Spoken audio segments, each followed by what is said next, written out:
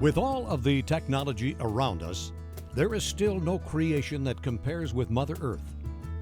The Earth provides us with food, shelter, and energy to survive. The Earth is efficient and powerful, simple and complex, recyclable and renewable, the perfect machine. Agriculture has always followed this model.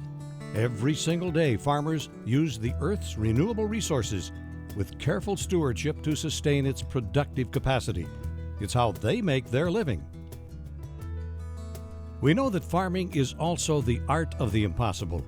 Each year, new challenges arise, and each year, new solutions develop.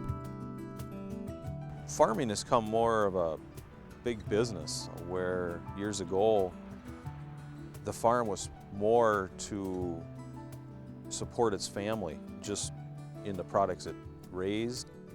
I would say, well, like everybody, trying to make money, obviously, trying to make a profit and deal with the changing things that change in the marketplace, market prices, weather, etc.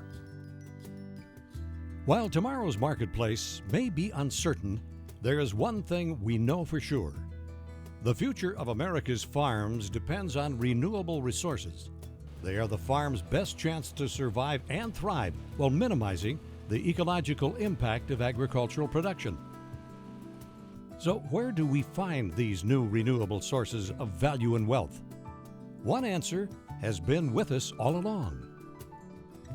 And I remember corn shellers and piles, but we used to just burn them up. You know, they just were kind of wasted. Every farm relies on renewable sources without reducing the potential for future harvests. With that in mind, one form of biomass is emerging as a superior value: the corn cob.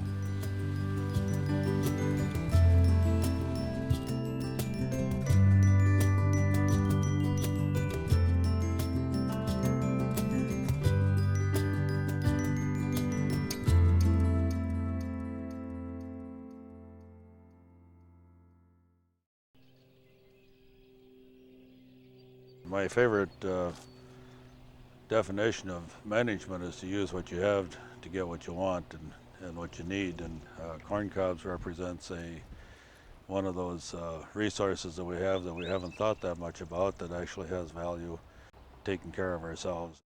The cob file may have disappeared in the modern era of farming, but the simple cob is useful once again.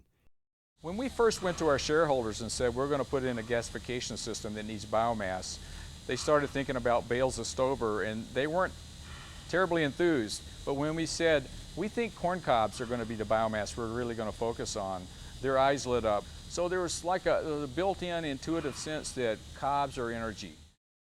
Cobs are energy, and cobs are money too. I think everyone knows that corn stover in total is a huge potential source of biomass in this country. But of that whole mass, the cob seems to be the place that we should focus our efforts to start with. I raise 4,000 acres of corn, and I can sell every cob I raise.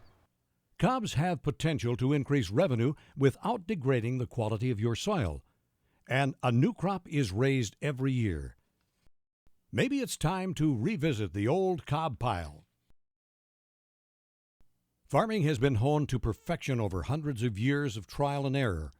Finding new ways to increase your productivity may seem very difficult. Finding new uses for cobs doesn't mean farmers haven't been using them. Cobs already serve an important function in caring for your soil. But you want to maximize the resources at hand. Scientists have found that harvesting cobs will not impact your productivity. The cob has really a very small portion of the overall plant biomass. So if you want to leave material on your field to help replenish the nutrients, the cob is not that big a part of it. And that's because they're low mineral content. They have a low level of potassium and low level of phosphorus compared to stover in general. Storing biomass presents another challenge, but once again, cobs show that they can be piled safely on your farm. But what we find with corn cobs is that the storage of corn cobs isn't actually a big problem, because the top layer will have some degradation and they'll form a little bit of a crust on the top layer. And then on the inside, the pile really stays in pretty good shape. I think one of the keys of managing the corncob piles for us so far has been the size of the pile. We've made sort of long windrow piles rather than a large round pile where it's difficult for the heat to dissipate. Okay, cobs store well, but how about transport?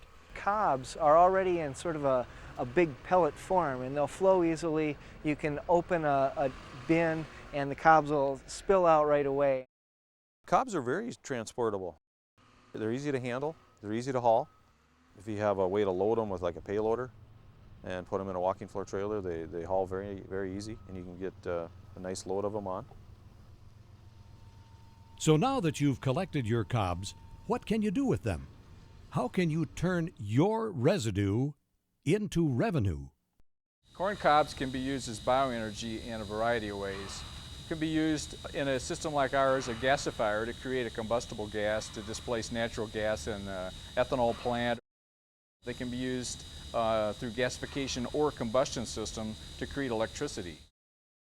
We'll take the cobs to schools, ethanol plants, cities that burn coal, so they can replace the fossil fuels with the coal using. So could be numerous places, coming on. That's going to be the way we get to 30 to 35% of our motor fuel coming from agriculture is not going to just be corn ethanol or soybean biodiesel. It's going to be developing all these other biomass resources. If you want to sell your cobs, you may wonder what the market looks like. The early outlook seems promising. Well, I think the market for cobs will really follow the development of a market for biomass for energy. At this point right now, a lot of the other forms of biomass are selling for around $50 to $70 a ton, depending on the type of biomass. We're not really quite there yet, but I do believe Minnesota may be one of the places where we'll see that emerge first, because we have a number of end users of biomass here, and we are adding to those as we go. Selling your cobs isn't the only option. You'll find additional uses for cobs right on your farm. Cobs can be used as a cattle feed.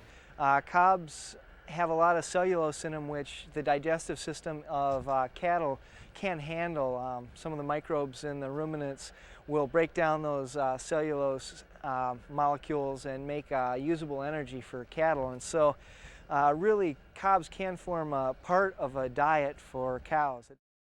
The benefit and profit of cobs will largely depend on your getting a dependable yield.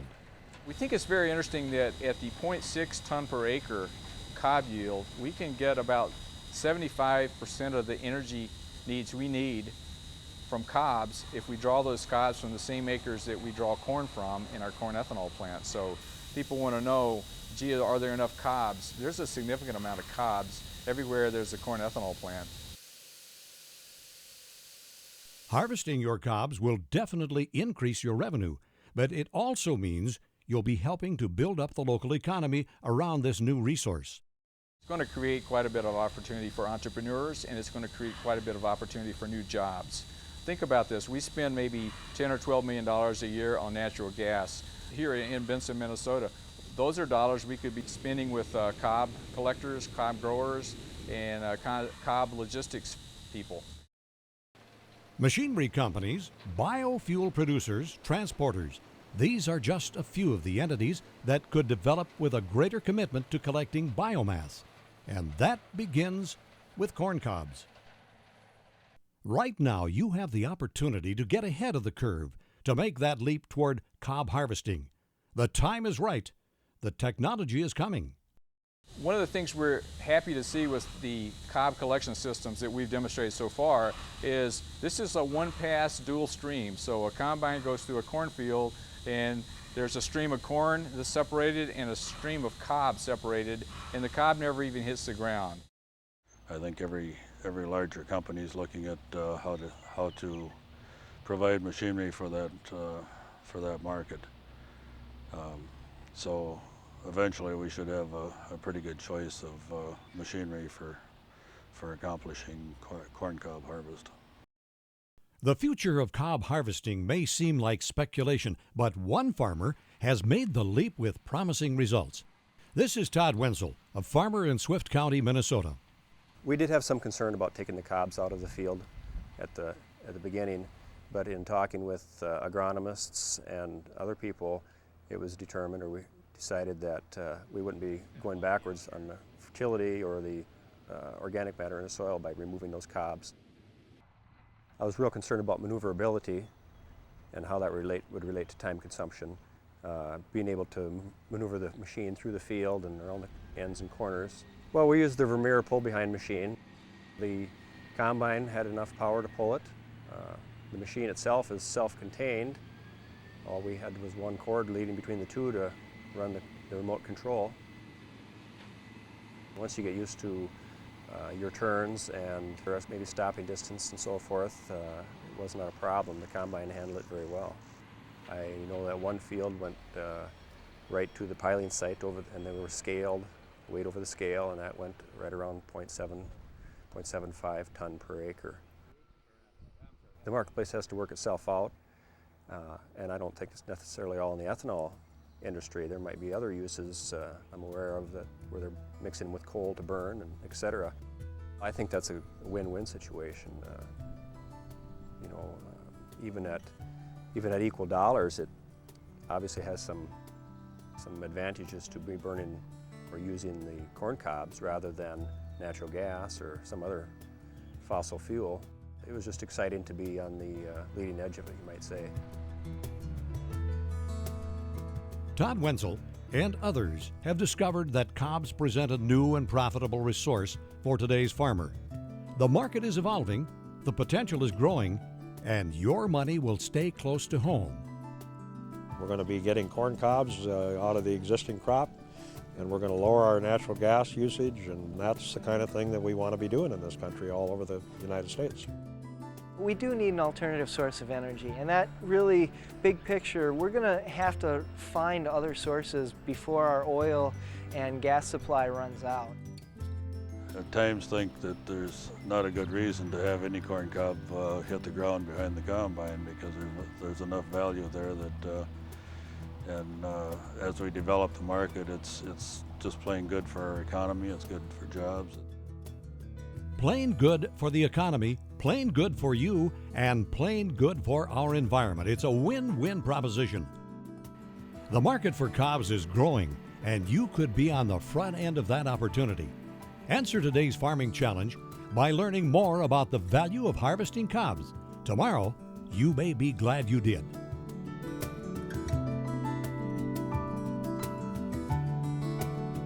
The simple corn cob. You can't afford to leave that kind of value on the ground.